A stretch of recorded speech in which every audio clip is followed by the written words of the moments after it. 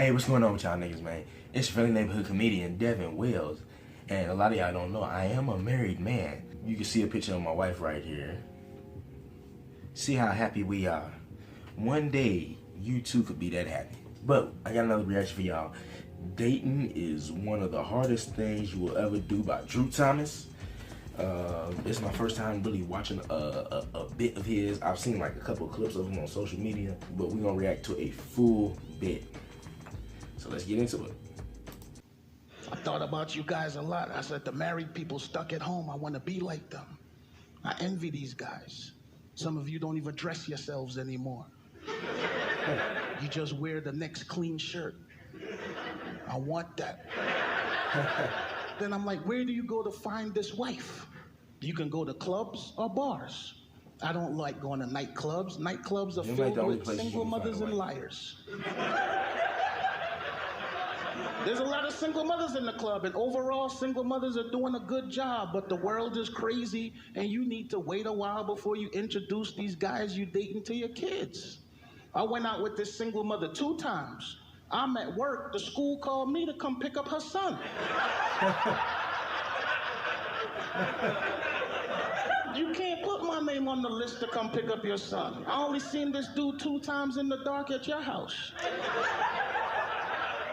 They wear uniforms now, they got the same little haircut. I might pick up the wrong kid. Now this dude is on my backseat wheezing. I don't need that. But I'm scared. I'm not afraid to admit it. Marriage is a major decision. How many times in your life do you want to lose half your stuff? Hey, nigga, for real though. Nigga, today, they'll take half your shit. And I'll share with you what scares me the most. What scares me the most about marriage is the fact that men and women don't even look at marriage the same way. When women talk about marriage, it's a happy occasion. I'm getting married, I got my ring, I got my colors picked out, I got 4 of my fat friends to stand next to me.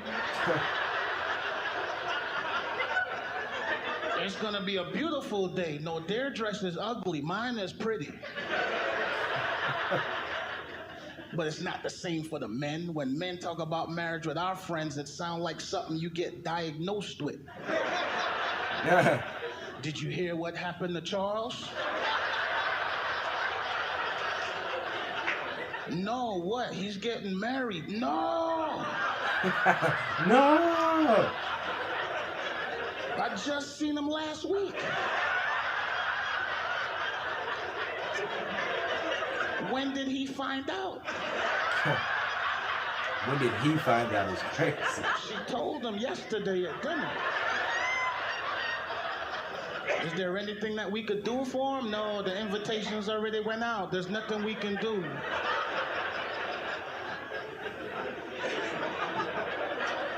It's rough. I live in Atlanta. You think it'd be easy to find somebody in Atlanta. We have every group represented. We got the LGBTQ community. But it's 2022. You can't offend anyone. You can't step on anybody's toes. If you meet somebody in Atlanta that's attractive, you have to say things like, how long have you been a woman?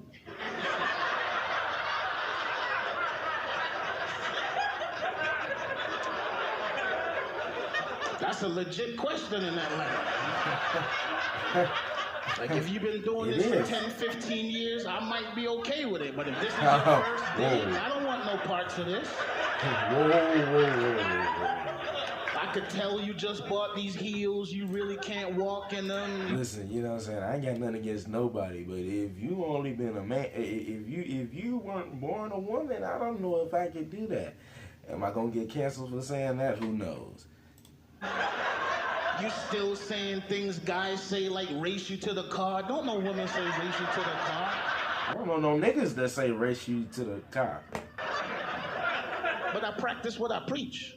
The older I get, I realize nobody wants to die alone.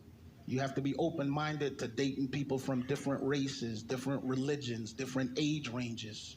I used to date a Muslim girl. She came to me early in the relationship and said, would you consider becoming Muslim so we could get married? And I was like, no, I'm Christian. I just want 1 wife and a girlfriend. Who wants 4 wives?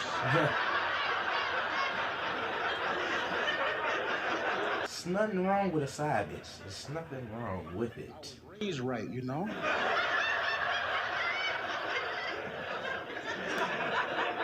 Nobody wants to come home from a night of drinking and be like, I was out with the fellas. I was out with the fellas. I was out with the fellas. I was out with the fellas.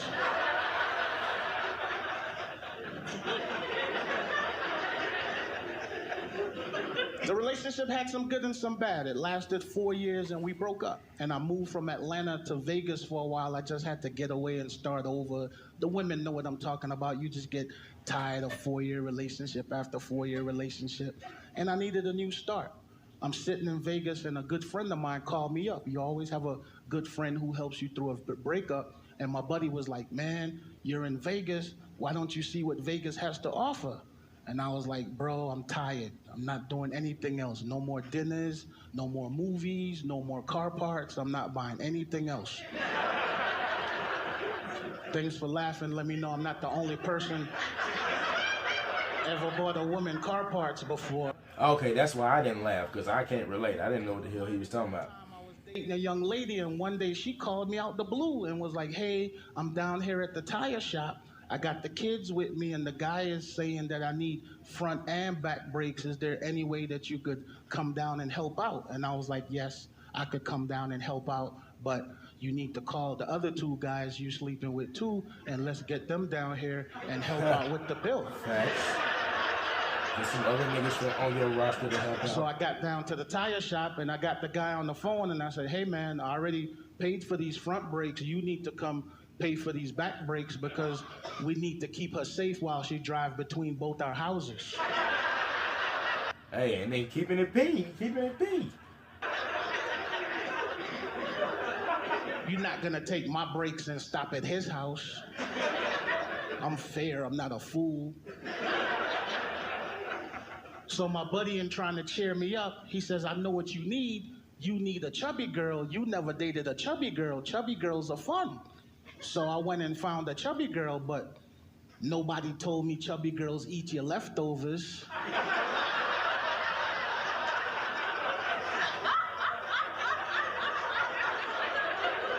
Yeah, 2 big motherfuckers don't work in the household.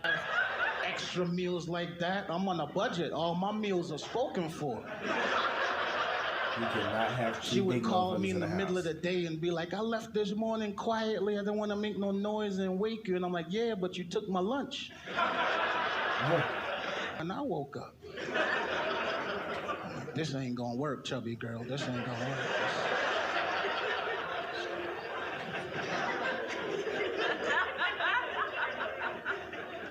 But I meet women with kids. I don't mind if you have kids. I just don't like bad kids.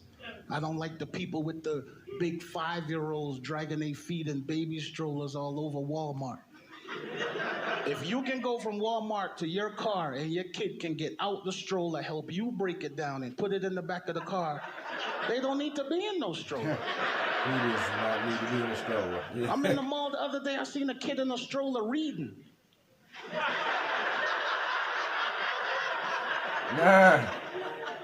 And you know who I hate the most? You know the people with the 3 and the 4-year-olds that can talk, but the mother let them use a pacifier? I'm over this girl's house 2 weeks ago. We sitting on the couch watching TV, baby in the middle of the living room playing. All of a sudden, out of nowhere, the baby go, you know I got a doctor's appointment tomorrow, right?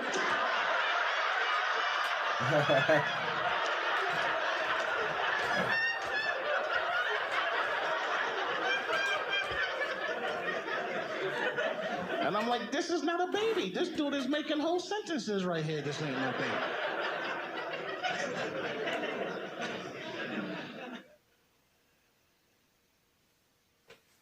Dry bar. I like dry bar comedy. They one of the best places to get clean comedy from. You want to watch some clean comedy for the whole family, go to Dry Bar. I'm gonna do a special on Dry Bar one day. But yeah, that was a funny bit by Drew Thomas. I would definitely be checking out more of him. Link in the description for the original video, and I will see y'all next time.